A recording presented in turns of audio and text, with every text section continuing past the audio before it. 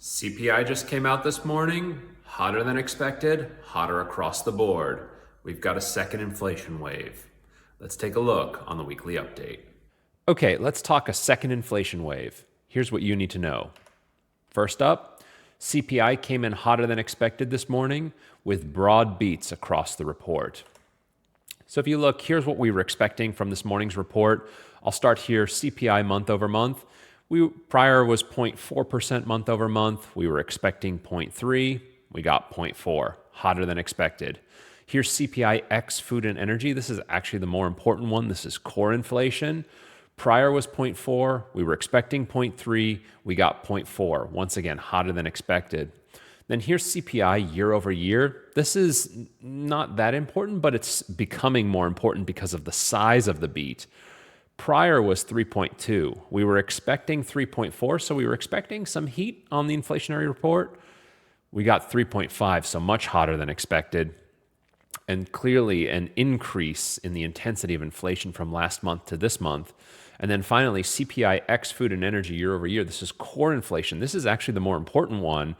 3.8, so starting off much higher, that was prior than headline CPI. Our expectation was for 3.7, we got 3.8. Doesn't show on the report, it was coming out later, but we got 3.8. So across the board, this is a hot report, and more importantly, the heat is in core inflation, which is the more important area. Just all around a very spicy report. And if you look here, we've got some issues. So this is from the BLS. Here's the 12-month change in CPI. So the numbers that I gave you, it's okay to look at them as a number, but I think graphically it really shows you what's going on here and why the market is having trouble digesting this report.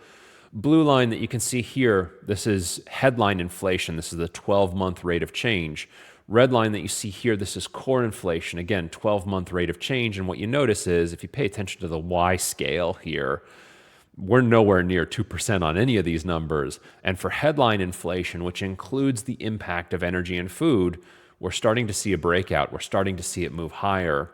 And on core inflation, which removes those impacts, we're pretty much stalled out here north of 3.5. These numbers are nowhere close to where they're supposed to be. And if you look at the trend of 1 month CPI, this is for headline, you can sort of see this secondary wave heating up. I talked about, the burner being turned on the pot and the water getting ready to boil. Water's getting closer to boiling here.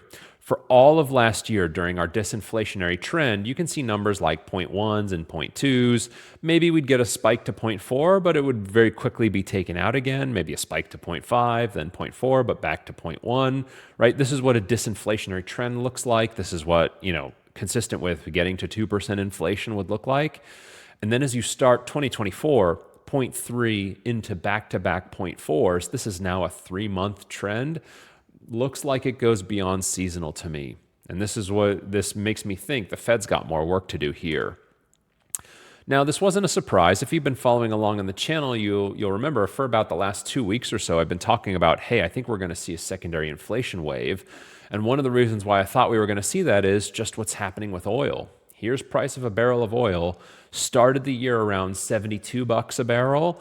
As of 2 days ago, we were around $87 a barrel. And that's important because oil goes into everything. It goes into trucking, it goes into rail, it goes into energy, it goes into, basically every aspect of the inflation report.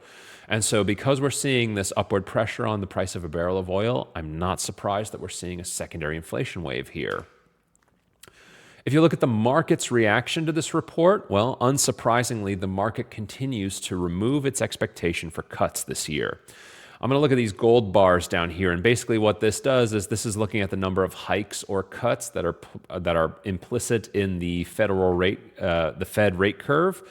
And what you can see here, as we look towards the end of the year, now there are less than 2 cuts anticipated for all of the rest of the year. Remember that when we started this year, we were expecting as many as 6 cuts, for the full year.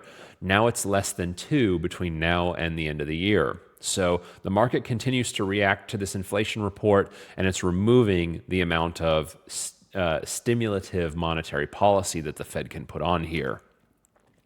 And I think the market has this one right.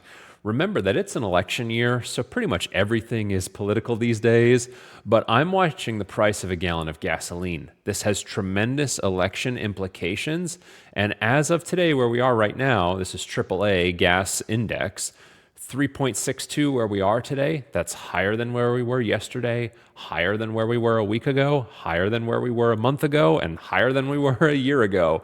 So there's a very clear increasing trend in gasoline, and this has tremendous election implications.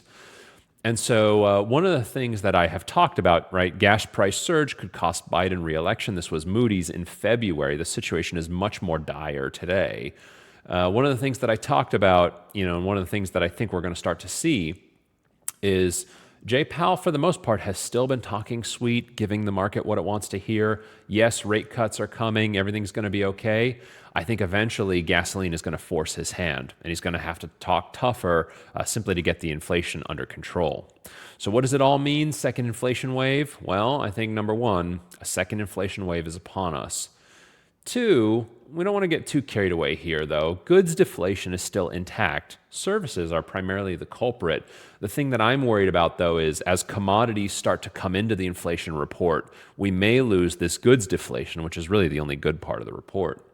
Rate cuts continue to get priced out of the market. I think that's correct because we've got a second inflation wave, and this is increasing my confidence. It's still just a theory right now. Maybe I might upgrade it to a hunch, but eventually the Fed's hand may be forced. Eventually the Fed may need to start talking tougher and start saying that, their rate cut forecast is misguided and it needs to change. So there you go. That's the news review. CPI report came in very hot. Not a lot of good news in this report. I'll see you this weekend for the weekend market review. Take care. Okay, friends, that was the video. Hope you liked it. If you found it informative, good, entertaining, I'd love if you could scroll down here beneath the video and give me a like there. It helps us out with the algorithm. And then if you want to be notified first of anything new that we upload to the channel, if you come over here, click subscribe, you'll be the first to know as soon as we upload anything. Appreciate it. See you soon.